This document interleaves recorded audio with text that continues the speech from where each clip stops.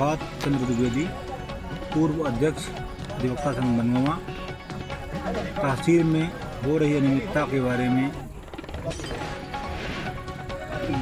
अपनी प्रतिक्रिया व्यक्त कर रहा हूँ। तहसील मनगांव लूट का अड्डा बना हुआ है। तहसील मनगांव में जब से आंचल अग्रहारी तहसीलदार के रूप में पदस्थ हुई हैं, तब से यहाँ के कर्मचारी, पटवारी सब बेलगाम हो चुके हैं। इस संबंध में तहसीलदार मनगांव से मेरे द्वारा संपर्क किया गया। तहसीलदार मनगांव द्वारा कोई भी सकारात्मक जवाब नहीं दिया गया। लोक सेवा केंद्र जो गंगेय के नाम से संचालित है, मनगांव में संचालित हो रहा है, जबकि 2-4 दिन के लिए दिखाने के लिए गंगेय में संचालित किया गया। फिर से वही व्यवस्था शुरू हो गई। इस संबंध में तहसीलदार से संपर्क किया गया। उन्होंने कहा कि ये हमारे बस की बात नहीं है, कलेक्टर महोदय की व्यवस्था है। साथ ही नकल के संबंध में हमने उनसे जानकारी चाही। एक पन्ने नकल की 20 रुपये स्टेशनरी शुल्क और 20 रुपये का टिकट लिया जाता है, जो भारतवर्ष में शायद कहीं नहीं है। जो आवेदन अधिवक्ता या पक्षकार लगाते हैं, उसके नकल की जब पैरवी करने जाते हैं तो संबंधित बाबू द्वारा नकल का पैसा पक्षकार अथवा अधिवक्ता से लिया जाता है। तब नकल की फाइल की फोटोकॉपी होती है और नकल मिलान करने के बाद दी जाती है। जो नकल फाइलें प्रभार में प्राप्त नहीं हैं, उन फाइलों के संबंध में लिख दिया जाता है कि प्रभार में प्राप्त नहीं है। कोई भी जिम्मेदारी वाला जवाब नहीं दिया जाता है। ना दिल्ली सर्किल, ना मनगांव सर्किल, ना सूरत सर्किल। यहाँ फाइलें गुमी हुई हैं। यहाँ तक कि एसडीओ कोर्ट में भी फाइलें गुमी हुई हैं। खसरा सुधार और अपील की फाइलें गुमी हुई हैं, जिनकी शिकायत लिखित रूप से मेरे द्वारा एसडीएम महोदय को दी गई हैं, लेकिन एसडीएम महोदय द्वारा कोई भी ठोस कारण या ठोस जवाब या कार्रवाई किसी बाबू के खिलाफ या किसी कर्मचारी के खिलाफ नहीं की गई और ना ही फाइलें उपलब्ध कराई गई।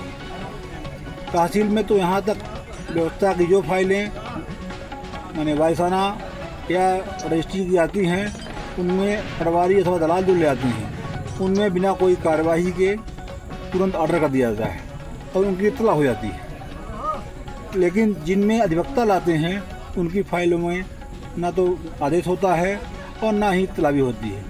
ऐसे कम से कम 20 प्रकरण मेरे हैं जो कि आज तक इत्तला भी नहीं हुई।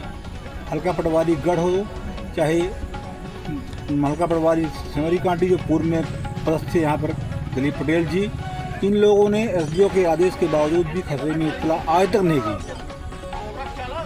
धीरेन्द्र पटवारी और अशोक क्या होगा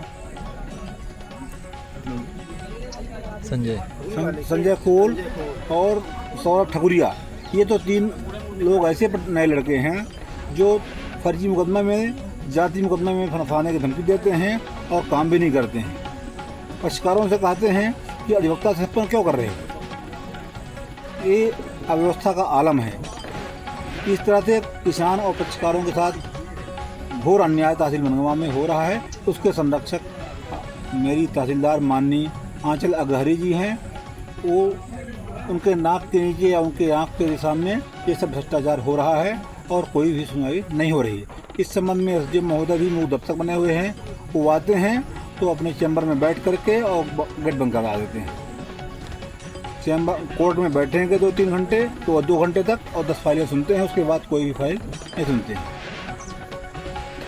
धमकाने के लिए सीसीटीवी कैमरा लगवा दिए हैं, जो उनके निजी मोबाइल से कनेक्ट है, ना कि आम जनता के लिए कनेक्ट। इस संबंध में आरटीआई से जानकारी मांगी गई।